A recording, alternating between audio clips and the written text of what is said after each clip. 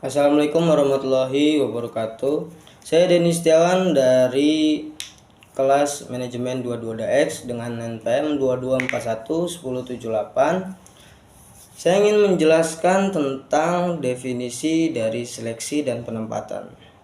Seleksi adalah proses memilih kandidat terbaik untuk ditempatkan pada posisi pekerja yang kosong.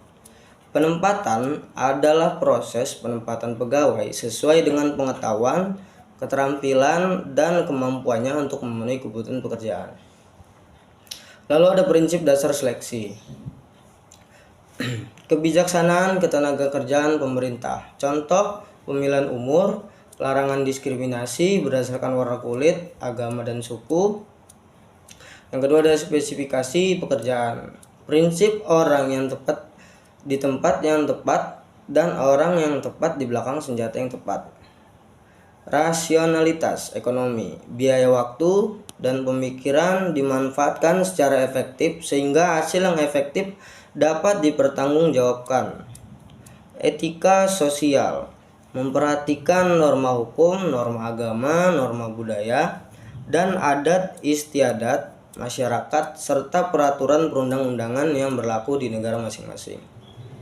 Lalu ada tujuan seleksi, mendapatkan karyawan yang berkualitas dan potensial, mendapatkan pegawai yang jujur dan disiplin untuk mengamankan karyawan yang cakap dengan penempatan yang sesuai.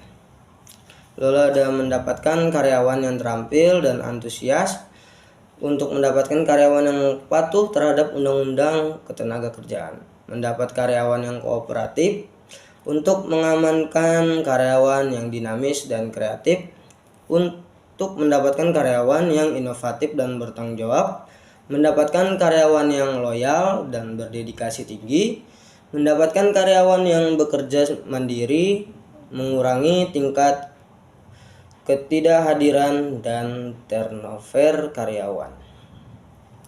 Metode penentuan jumlah pegawai.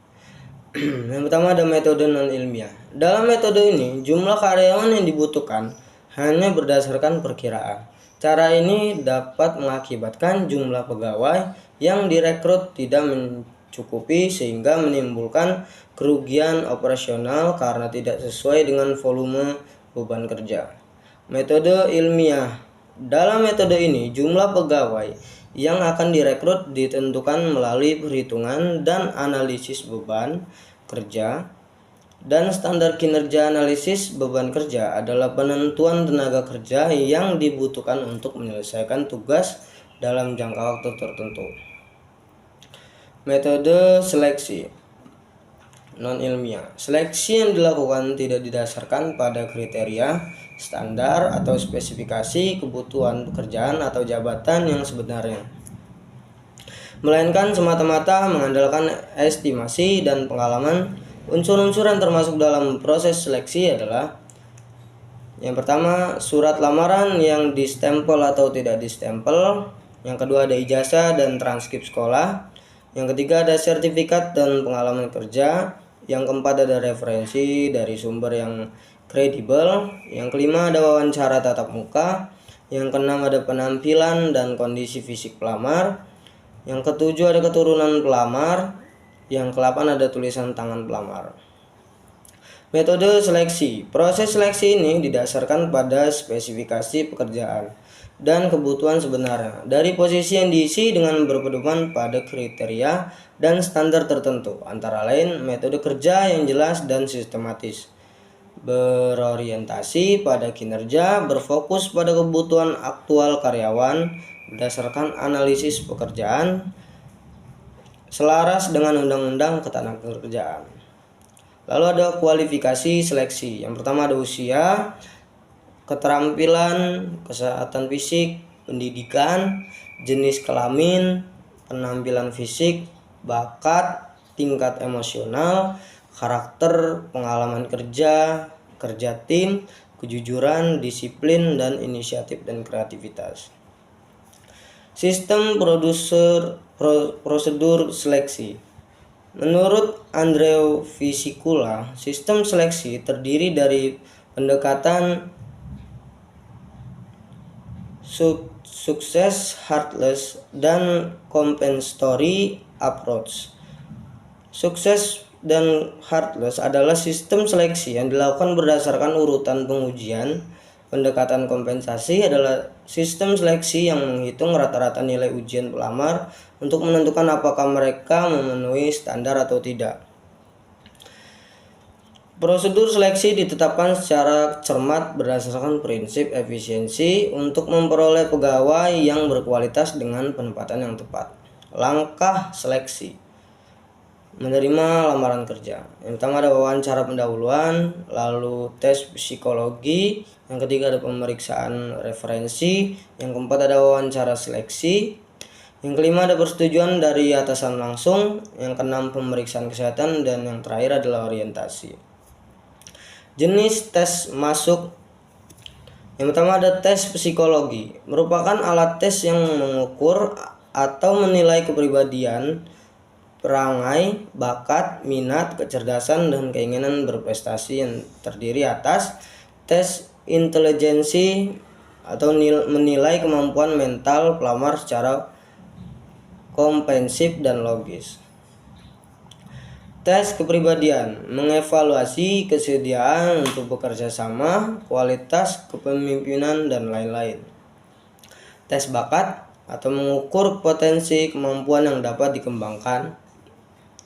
Tes minat menilai antusiasme terhadap suatu jenis pekerjaan tertentu, dan yang terakhir adalah tes prestasi, mengukur kemampuan pelamar saat ini. Dan yang kedua dari jenis tes masuk adalah tes pengetahuan, suatu bentuk tes yang menilai informasi atau pengetahuan yang dimiliki pelamar sesuai dengan kebutuhan kerja. Performance test itu mengukur kemampuan pelamar dalam melaksanakan tugas yang dilaksanakan seperti tes mengetik bagi calon juru ketik. Ada tingkat seleksi. Tingkat seleksi pertama meliputi seluruh prosedur seleksi, mulai dari tahap melamar kerja hingga pelamar diterima. Seleksi tingkat kedua dilakukan terhadap pegawai yang masih dalam masa percobaan. Durasi tingkat kedua bervariasi, ada yang berlangsung selama 3 bulan, 6 bulan, atau 1 tahun. Seleksi tingkat ketiga melibatkan partisipasi dalam praposisi atau pelatihan. Individu yang lulus pada tingkat ini akan dipromosikan dan diangkat menjadi pegawai tetap dengan hak-hak diakui sepenuhnya. Tantangan seleksi. Standar tantangannya terletak pada sulitnya menentukan tolak ukur yang akan mengukur kualifikasi selektif secara objektif. Selektor tantangannya adalah pencari selektor yang benar-benar berkualitas, jujur, objektif dalam penilaiannya. Pelamar tantangannya terletak pada mendapatkan jawaban jujur dari pelamar. Lalu ada langkah-langkah dalam proses seleksi.